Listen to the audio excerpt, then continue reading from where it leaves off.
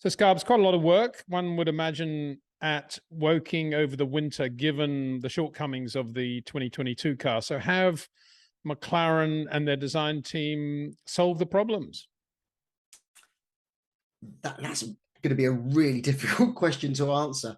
When I first saw the rather oddly named MCL60, when it's not the, where are we up to, 36 or what have you, it really looks like a kind of a warmed over orange painted Red Bull from last year. All of the features very Red Bull like, in terms of the side pods.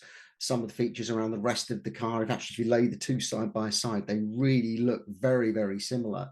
Now, obviously, the stuff that we see on the top of the car isn't really where the performance is. The performance is actually underneath the car and in the detail of the suspension. So, assuming they've copied the top half, they've probably copied lots of the underside of the car as well. So is that good or bad for McLaren? It's very hard to kind of come to a kind of a balanced opinion. When we look at some of the other cars that have really kind of followed a similar-ish direction, you would say, you know, someone like Williams, for example, it's probably a good thing that they've gone that direction.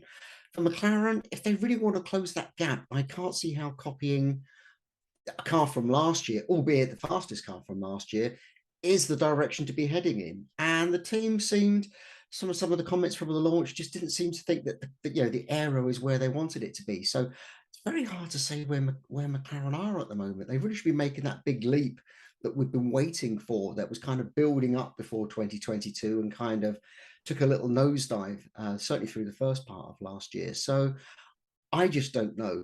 I'm a little bit underwhelmed by the MCL60. I don't think it's necessarily the approach that they needed to take. I don't think it's bold enough for them. But however, you know, if you're making it around some good bones, which was the RB18 championship winning car from last year, then really how far can they go wrong? But I don't know. Just something doesn't feel right about this approach for me. I suppose in their defense, you'd say there were quite a lot of things that were not right with the 2022 car, point one. And point two, ongoing dramas with the wind tunnel, that transition from using the Cologne Toyota tunnel to doing their own tunnel. First of all, do we know where we're at now in terms of their in-house tunnel? I believe it's coming on stream, but I don't think it's actually doing any what you describe as production work in terms of, you know, analyzing this car. It'd be very hard for them to take a car during its gestation from one tunnel and then put it in another, because the amount of work you'd have to do to correlate the two together. You'll probably find that at some point they will, during the season, bring the MCL60 into that tunnel to you know, correlate it against the data they've had in the Toyota tunnel in Cologne, and then start to develop it there onwards, or more likely start to develop whatever they're going to call the next car, whether it's the 61 or the 37, however the numbers work out. So yeah, I don't think that this, you know, their new tunnel is going to be the solution for this car or where this car was developed.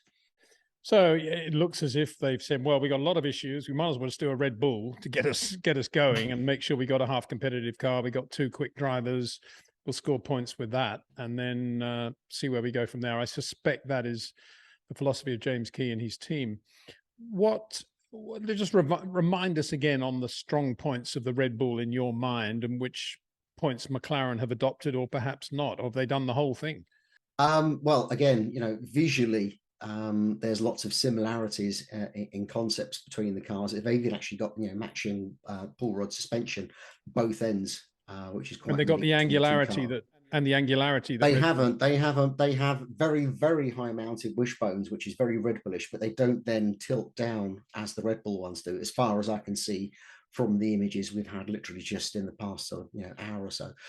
So I don't think that is something they've copied. So, you know, the DNA of the Red Bull that made it so good was really how the underfloor worked. And you can take that almost in isolation. So what, you know, the ground sees of the car, which is all of the tunnels underneath, that's really where, you know, the Red Bull secret sauce was.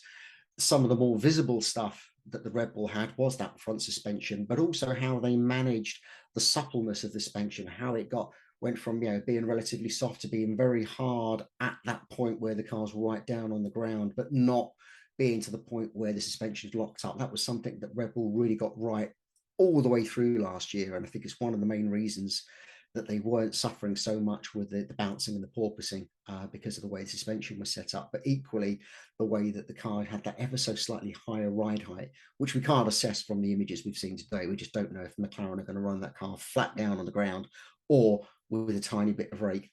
I'd guess they're going to run a bit of rake in it if they're going with the Red Bull solution.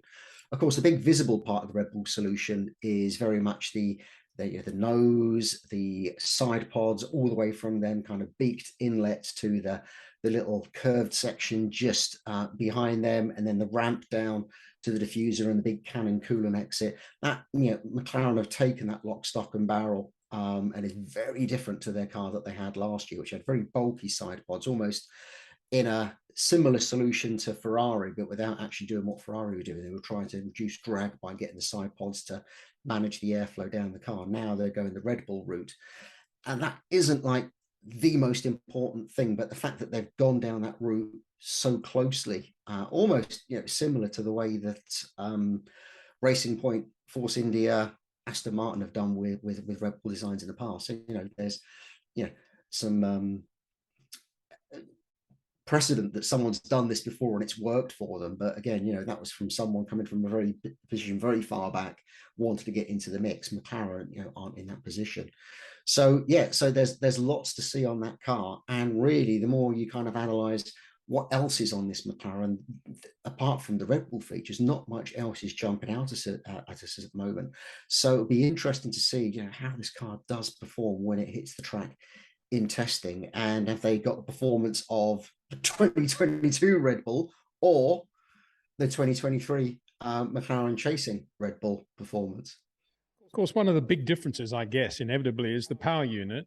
Do we see that in adapting the Red Bull RB18 package to a Mercedes has posed any real problems for them? And what does that tell us about the two power units in terms of their architecture, their battery layout, their turbochargers, everything else? Well, McLaren have now had several seasons of running that Mercedes power unit and running their own gearbox as well, and gearbox carrier, all the rear end is McLaren's own design. What's quite interesting, and this came about through some promotional pictures, I think dating back to before Christmas. And I think it was Piastri came to the factory and they took some pictures. And in the background of one of the pictures was this odd cylindrical shaped object. Now I recognize this. This is one of these 3D printed water-to-air intercoolers that cools the air that goes from the turbocharger into the engine, something that Ferrari, all the Ferrari teams, most of the Mercedes teams, except for McLaren last year, and Renault, Alpine as it would be called this year, had on their power unit. So there was only a couple of teams, notably Red Bull and AlphaTauri, that really didn't have that technology with McLaren. Now, I believe McLaren have now taken one of these potentially reaction engines intercoolers, fitted that to their car, and that will really allow them to actually slim down the cooling that they need inside the bodywork, which allow them to potentially to be a bit slimmer than the RB18 was. Now, I've got no doubt that Red Bull and Honda are onto this development. I mean, there's certainly no secrets about this, and they'll be following that this year. So, we'll see a jump from Red Bull. But certainly that development is something that McLaren seem to have picked up on. Now, the reason I know this, or I really strongly believe this, I can't know this for certain, is when I noticed these pictures and then spoke about them on Twitter, the pictures suddenly disappeared from where they were originally posted, which is always a sign that they're showing something that shouldn't have been there. So, so there are developments that McLaren have taken on, their own, to reduce the size of the packaging of the intercoolers within the side pods, and that's quite evident in the car when you do compare it to the Red Bull from last year. So we'll see where Red Bull catch up on that as well. Where does that sit with the Mercedes factory team? Well, the question is, have they developed their own intercooler, or have they taken Mercedes intercooler, which they're quite entitled to do, because we believe that Aston Martin and Williams both run that intercooler, and they ran that all through last year. Obviously, the Ferrari teams all run the Ferrari intercooler, which is made by PWR in their case last year with one of these really fancy 3D printed ones. So there's no real issue. I mean, McLaren are at liberty to either borrow or make their own. I don't know the route they've taken. it looked like the reaction one, which Mercedes were running, but again, it could be a completely separate piece of intellectual property that McLaren have developed with whichever their partner is.